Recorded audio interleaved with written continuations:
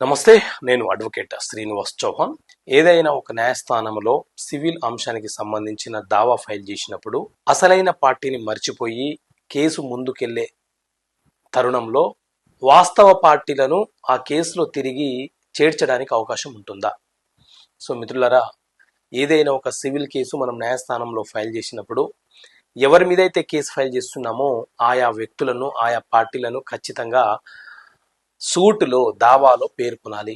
అలాగే cause of action, ఎప్పుడు సంఘటన జరిగింది, అలాగే మనం ఏం రిలీఫ్ అడుగుతున్నామో ఆయా అంశాలను పేర్కొంటూ మనము దావా ఫైల్ చేస్తాము. అయితే దావాలో ఏదైనా ఒక పార్టీని మార్చాలి, లేకపోతే అసలైన పార్టీ లేదు అని అనుకున్న సందర్భంలో న్యాయస్థానము సెటిల్మెంట్ ఆఫ్ ఇష్యూస్ సెటిల్మెంట్ చేయడం కంటే ముందే మనము అమెండ్మెంట్ పిటిషన్ వేసుకొని ఆయా పార్టీలను మార్చడానికి అవకాశం